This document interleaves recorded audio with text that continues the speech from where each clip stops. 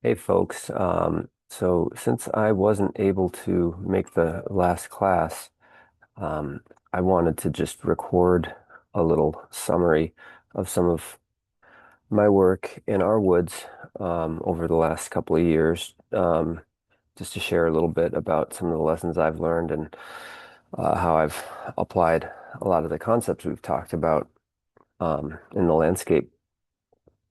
And One of the resources I think that's super valuable for Vermonters is the Vermont Agency of Natural Resources Atlas. If you just look up Vermont Agency of Natural Resource Atlas, it'll take you to this awesome website which has a clearinghouse of um, GIS layers that you can turn on and off and find out a ton about your property. I recommend getting rid of that toolbar. You can type in your address or town or whatever, or you can just kind of navigate to where you're going. We're in the town of New Haven, and so zoom into your site. Where are we here? This is our patch of woods right there.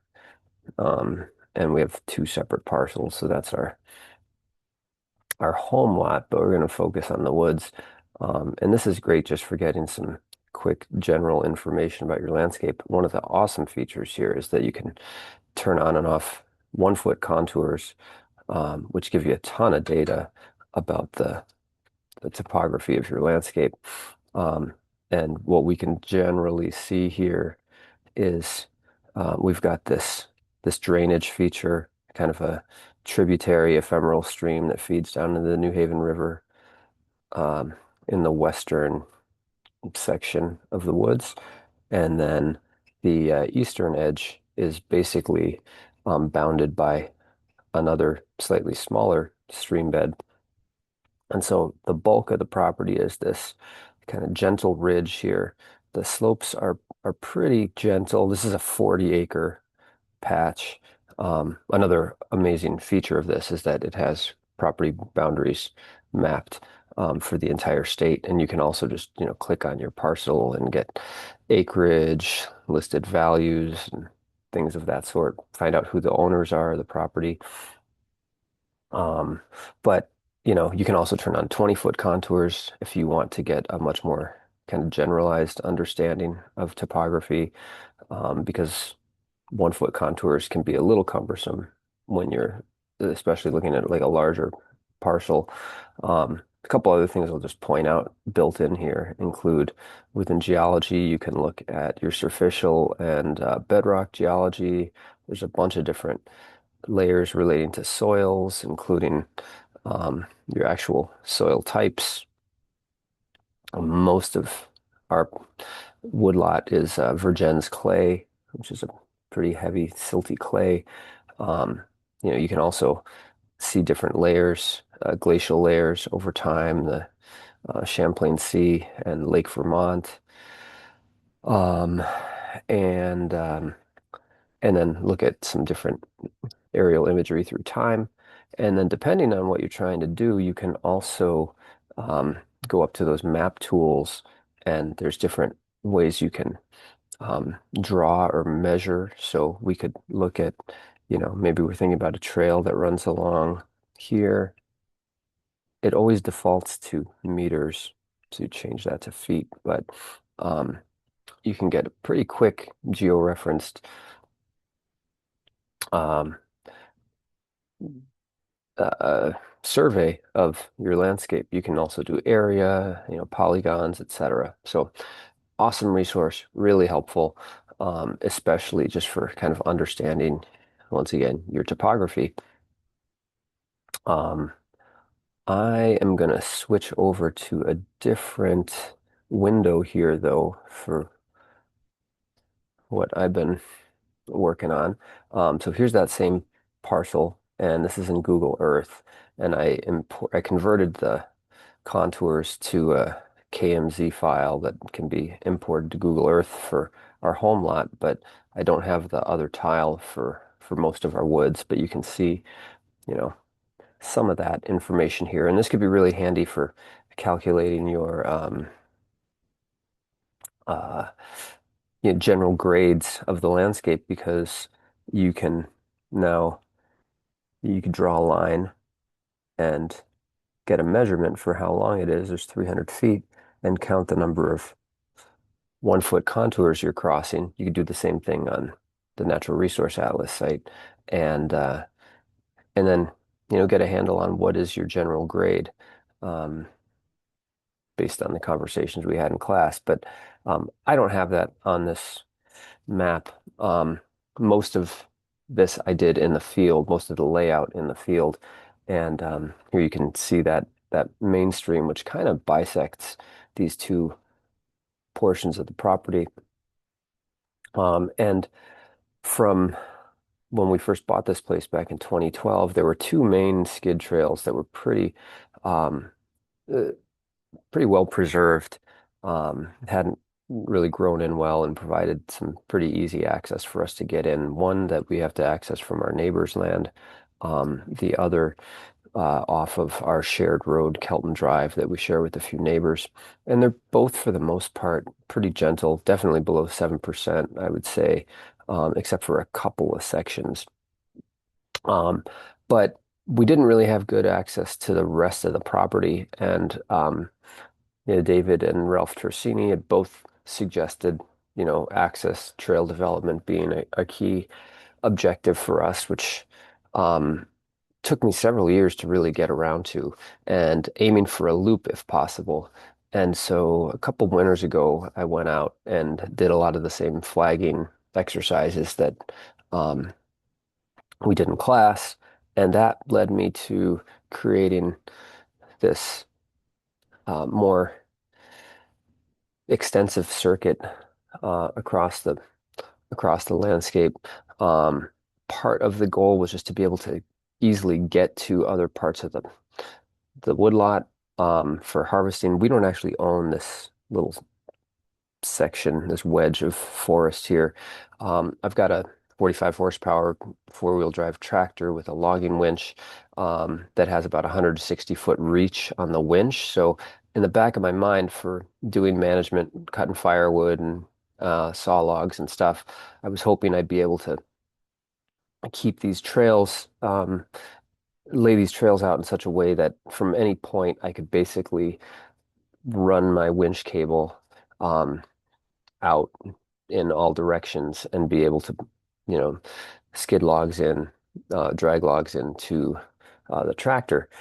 And a few years ago, probably 8 years ago or now or so, maybe 9 years ago, we were got a grant through the NRCS to do a patch cut, a 1 acre patch cut in an old stand of pasture pines. And so that's what you can make out here, this little opening. And so we had a couple of additional spurs. I'm not sure what that is exactly. That creates some connectivity into this part of the woods.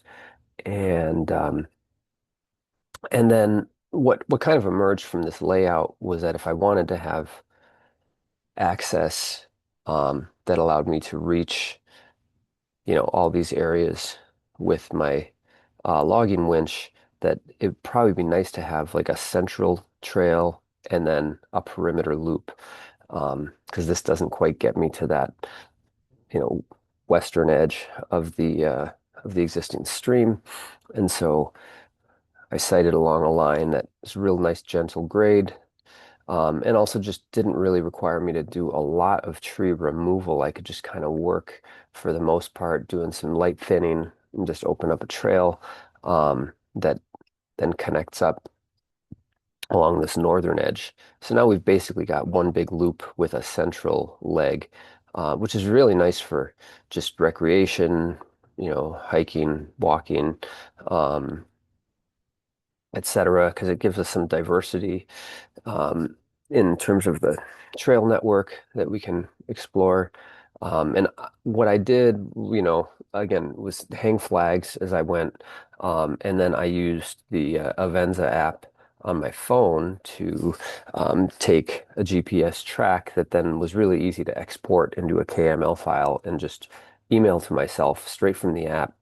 and then open that file up in Google Earth, and I had all those trails mapped to follow. And what's cool is that then you can like you know control click or right click on that that trail or that track or whatever, and it'll tell you information about that track. So this is 400 feet in length.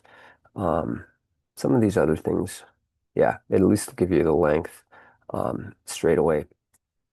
Um, so the main thing that was then missing was that it'd be nice to have a few points where we could just cross between these trails. And so um, this gave me access to this part of the woodlot. Um, this was kind of already there, and I just opened it up a little bit.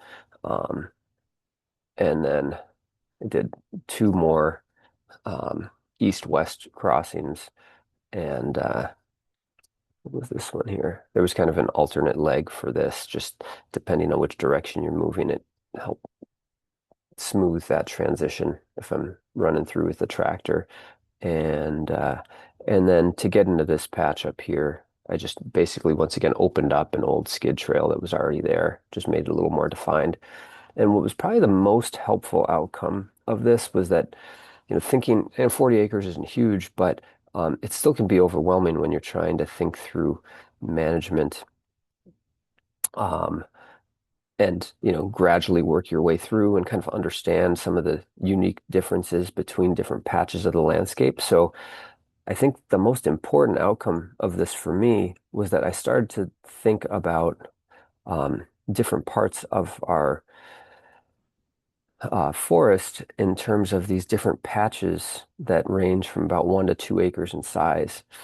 And so I'm not really trying to subdivide the landscape into um, a bunch of different, small subsects, but the trails do help kind of define that. And they really help me become a lot more intimate with all these different zones in our landscape. And so now, when I think about where I want to plan activities in a given season, I can be a little more strategic about saying, okay, I'm going to really focus my efforts. This is where a lot of our buckthorn and honeysuckle um, is moving in, and so I can really focus along these patches over, one patch a year maybe for the next year or two. If I want to look at, habitat improvement or diversity, maybe I'm going to focus in this zone here.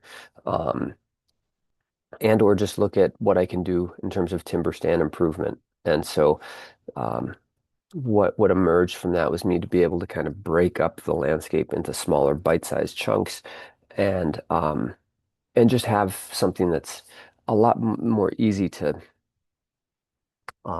identify where these different areas are and how to be strategic about how I spend the limited time I'm able to spend in our woods from season to season. And access has really proven to be probably the most important means for both being able to get to different parts of our woods, but then also just kind of delineating these zones and thinking about how I can be a good forest steward in a way that's uh, strategic and efficient. So just a few thoughts on how a lot of these ideas and almost for the most part, I should just say this is all pretty gentle grade. There's a few spots where I've put in some broad-based dips, or probably more water bars, honestly, than broad-based dips. And there's a couple other spots that could use them, but for the most part, we don't have a lot of slope. And so it's more been a matter of just kind of creating some openings and and maintaining dedicated clearings, um, cleared access trails. But there are a few spots where I'm going to add um, more dedicated drainage structures. But again, for the most part, it's a pretty simple landscape. So that's kind of the gist of what we've been up to, and I really appreciated the program, and I hope you all have a lot of fun implementing these ideas in your family forests.